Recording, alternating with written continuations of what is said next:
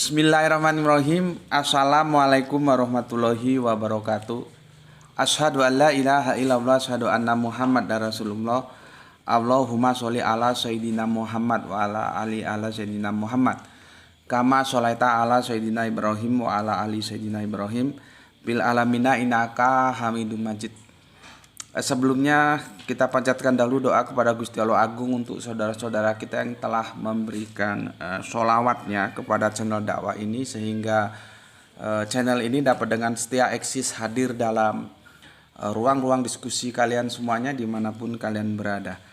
Tentu dengan sebuah harapan, insya Allah sholawat itu akan menjadi catatan langit amal soleh bagi mereka dan keluarganya kelak, dan insya Allah akan terbalaskan dengan balasan yang jauh lebih baik lagi.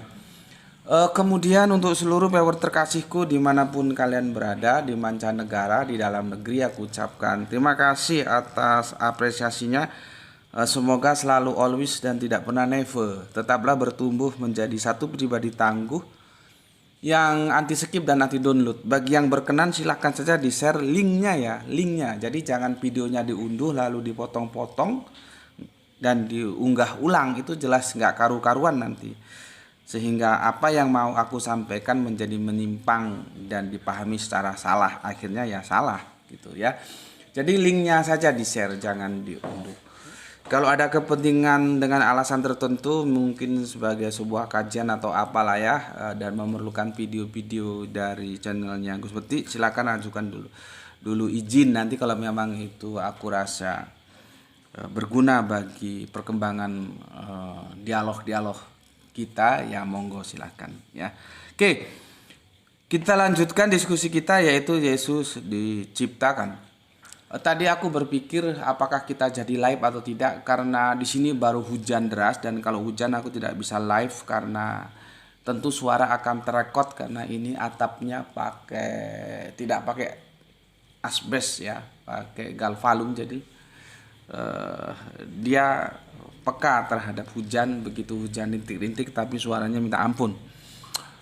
Memang dulu kita mau pakai asbes, tapi dengan pertimbangan kesehatan akhirnya jatuhnya ke galvalum gitu.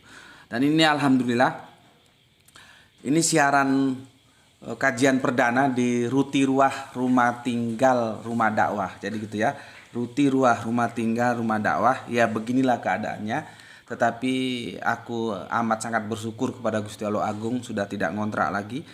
Dan bagi semua yang telah bersolawat ya terhadap Ruti Ruah ini, aku ucapkan terima kasih, dan semoga Gusti Allah Agung membalaskan sholawat kalian dengan berjuta-juta kebaikan ya. Ini kajian pertama di Ruti Ruah ini, Rumah Tinggal Rumah Dakwah ya.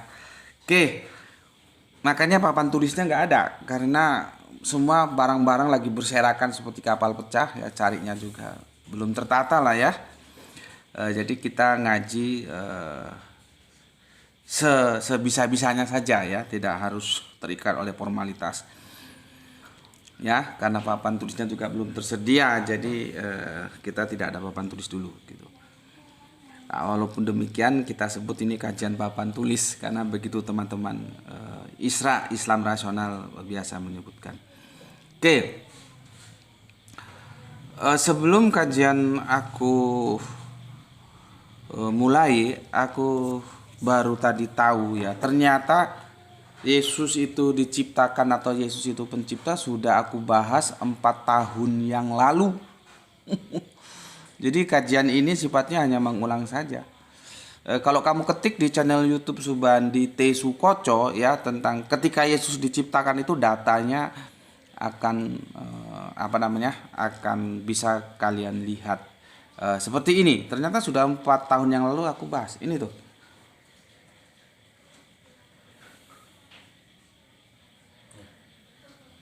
Tuh, lihat ya. Yang paling bawah itu, ketika Yesus diciptakan, Subandi Sukocot 3,4 ribu kali ditonton. 4 tahun yang lalu aku sudah bahas. Nih ya. Yang di YouTube nih. Jadi bukan barang baru, makanya aku bilang kemarin kan, kenapa aku membahas ini itu sebagai kelengkapan dari apa yang diperdebatkan antar pendeta yang sudah aku jelaskan di seri pertama kita ya. Jadi kalau nggak ngikuti kajianku secara runut memang agak ribet ya dan sulit untuk dimengerti ya. Di seri pertama aku sudah jelaskan kenapa aku membahas lagi. Jadi bagi teman-teman santri Islam rasional ini sebuah pengulangan. Terima kasih Silverwolf atas mawarnya ya. Dan untuk yang lainnya juga terima kasih. Oke. Kita santai saja ya. Aku akan memberikan jawaban atas komen-komen yang masuk ya. Sebetulnya aku akan mengupas tuntas kitab Yohanes 1 ya. Khususnya Yohanes 1 pasal 1, tapi itu semuanya ya. Yang kemarin sudah kita kasih introduction-nya ya. Mulai Yohanes 1 pasal 1 sampai Yohanes 1 pasal 18 sebagai penutupnya ya. Firman yang telah menjadi manusia. Firman telah menjadi manusia, bukan Allah yang menjadi manusia. Referensi yang bagus kalian bisa baca ini ya. Ini sudah meninggal ini Kang Mas Erik Chang yang dulunya beliaunya ini Tritunggal, kemudian menjadi Kristen Tauhid kira-kira begitu ya. Tapi lumayan tebel ini. Ini harus bacanya harus duduk sambil minum kopi, siapkan 2 atau 3 gelas kopi ya. Karena tebalnya segini. Ini terima kasih Silverwolf ya. 688 halaman totalnya ini ya. Berikut daftar pustaka dan segala macamnya. Cuman ini hadiah dari Ustadz Alvan ya. Terima kasih Ustadz Alvan memberikan hadiah aku ya. Semoga Allah membalas kebaikan Ustadz Alvan. Kalau ini terlalu ribet karena memang tebal ya. Ada yang sedikit tipis.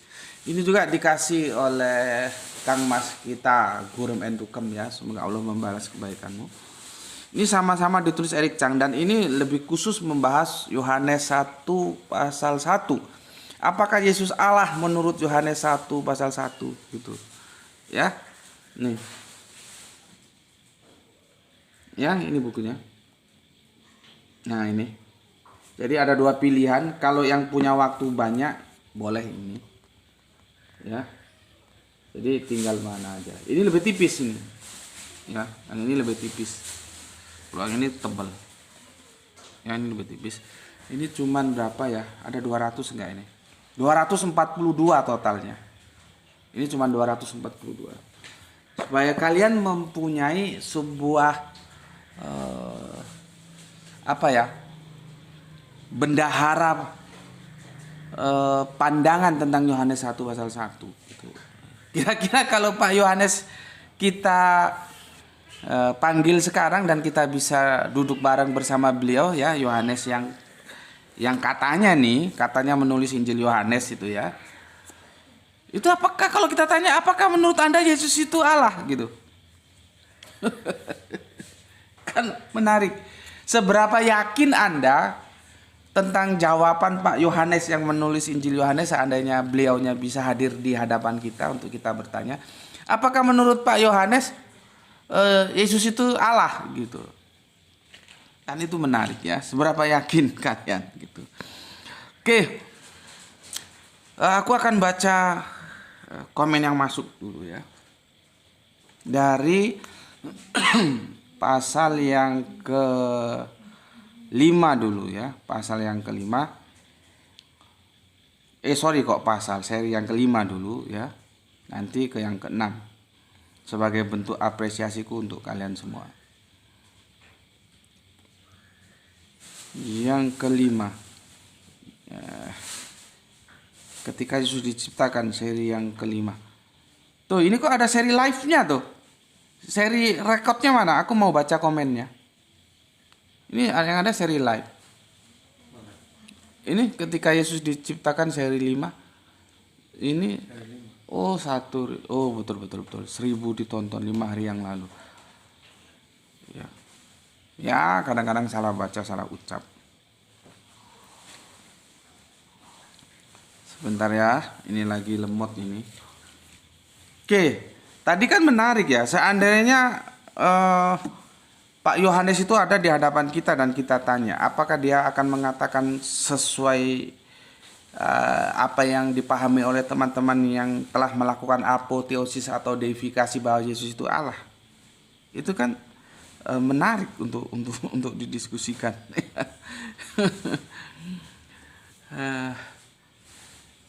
Kenapa dia tidak mau tuh? Yang ini.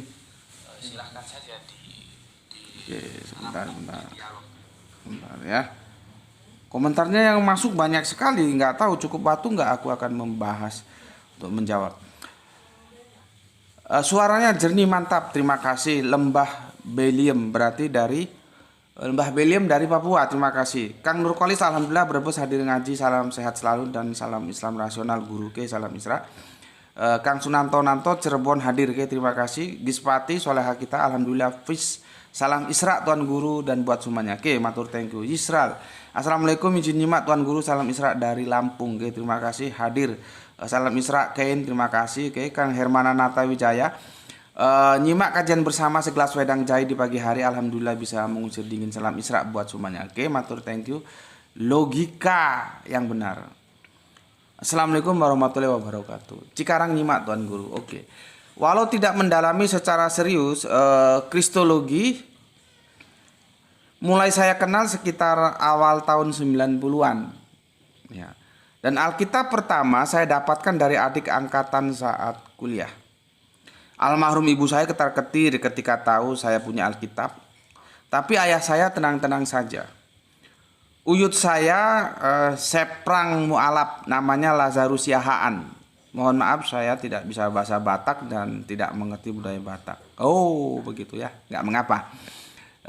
Tapi kalau dilihat dari garisnya dia punya darah Batak, cuman tidak hidup dalam komunitas Batak ya, sehingga tidak mengerti budaya Batak dan bahasa Batak. Oke, nggak apa-apa Lazarus Yahaan ya. Menarik ya. Jadi bagaimana sih sebetulnya kalau kita belajar Kristologi itu hukumnya ya jais, boleh-boleh saja ya.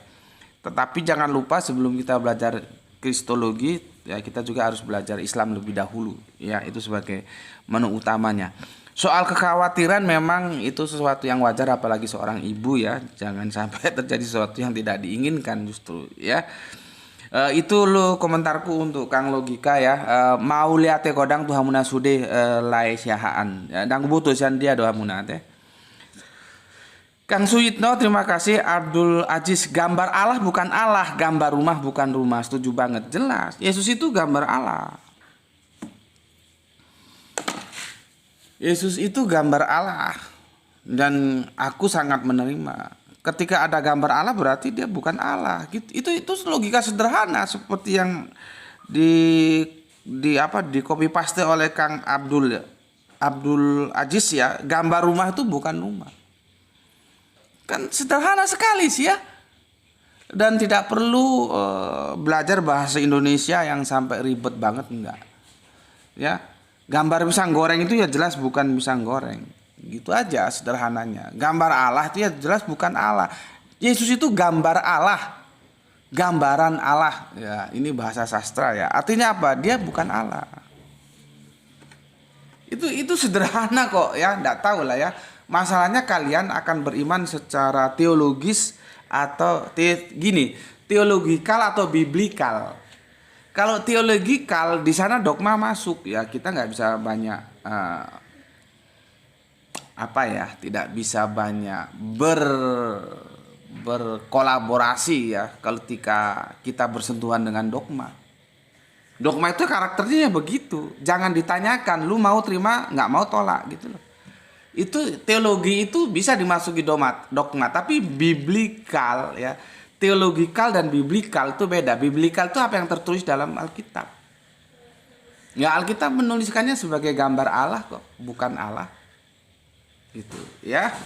Itu Kang Abdul Aziz ya. Kemudian ini Kang Kurnia Kurna Diudi ya, Quran surat Ali Imran ayat yang 49. Ada ayat ini ahlukul diterjemahkan membuat. Apakah ahlukul beda dengan kholaqo? Itu bukan membuat, itu menciptakan itu. Karena ahlukul itu sama dengan kholako. Ahluku. Tolong surat 349 deh ya. Itulah yang aku bilang kemarin, cuman aku belum bahas ya. Sesungguhnya bahwa Al-Quran itu lebih spektakuler. Gitu loh ya. Ini teman-teman Kristen seharusnya dengar loh. Ya.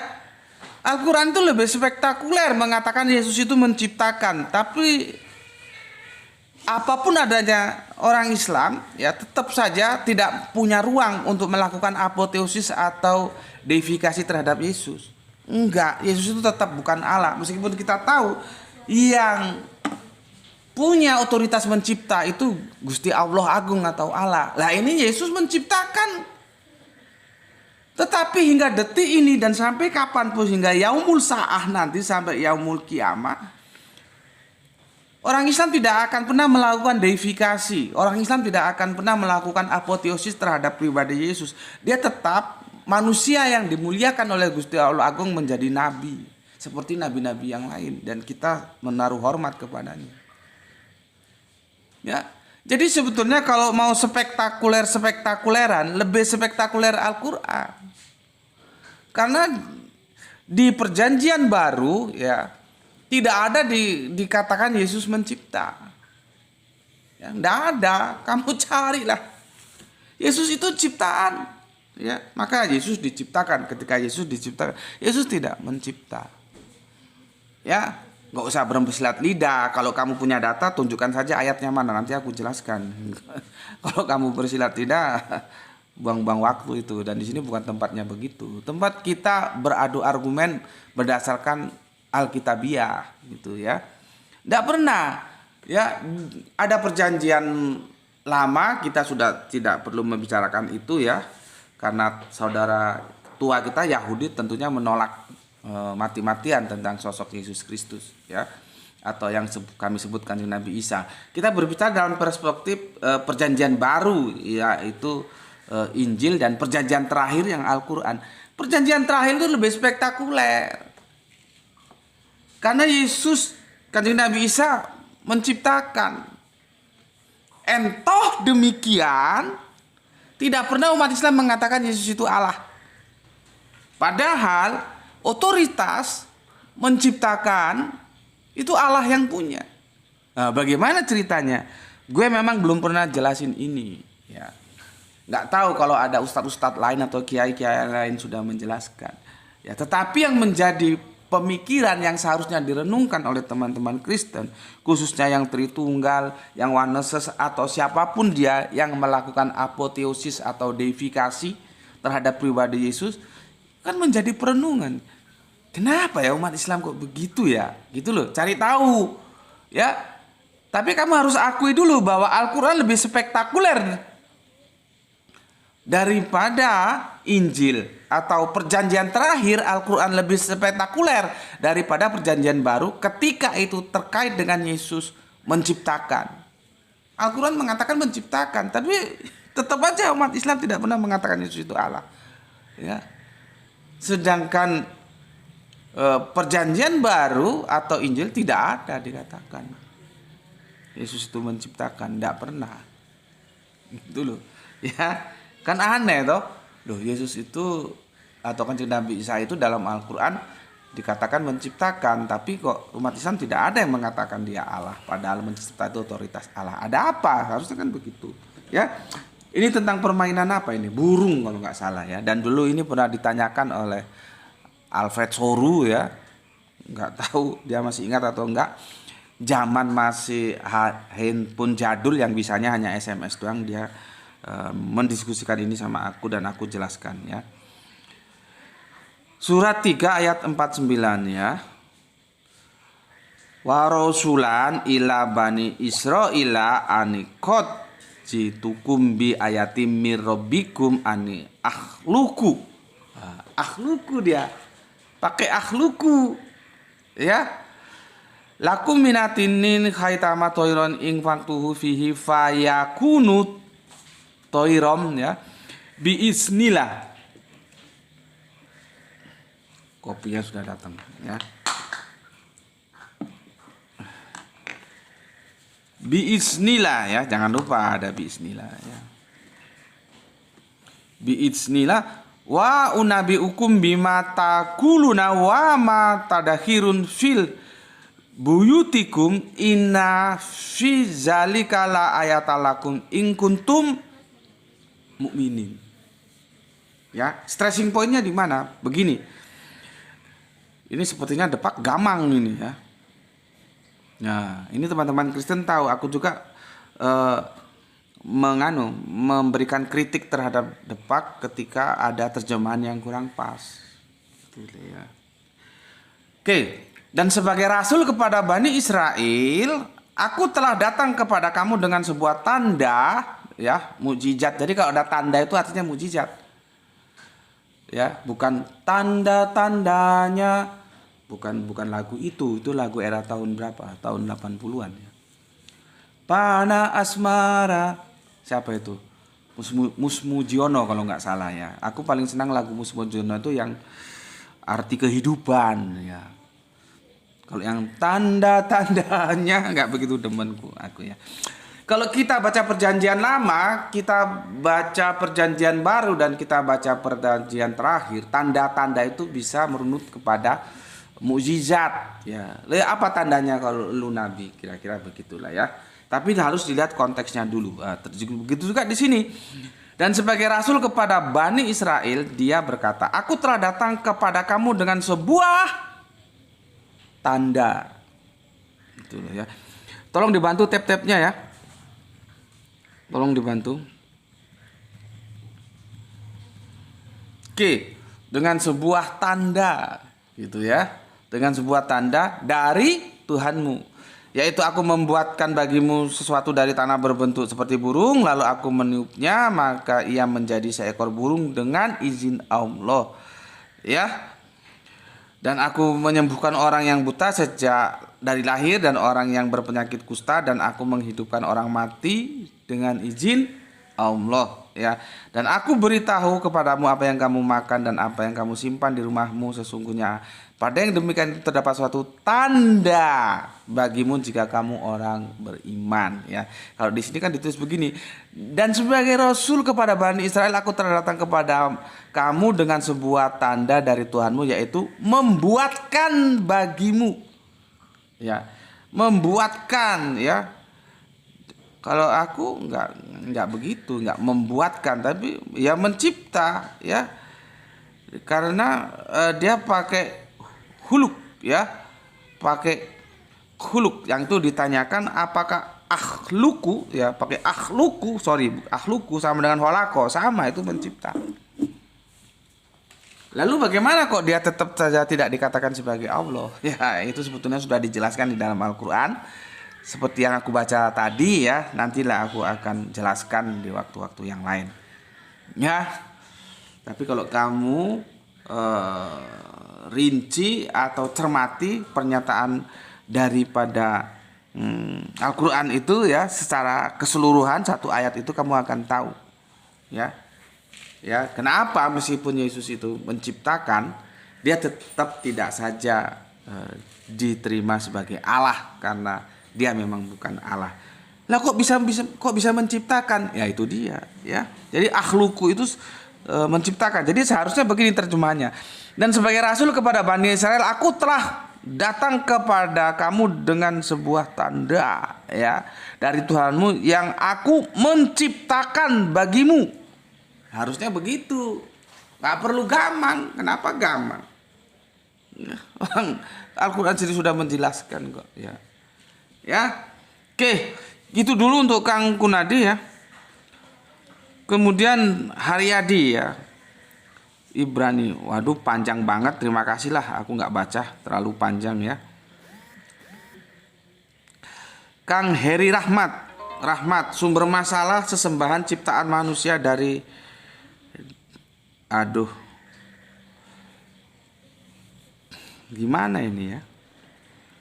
Kita ini diskusi ya.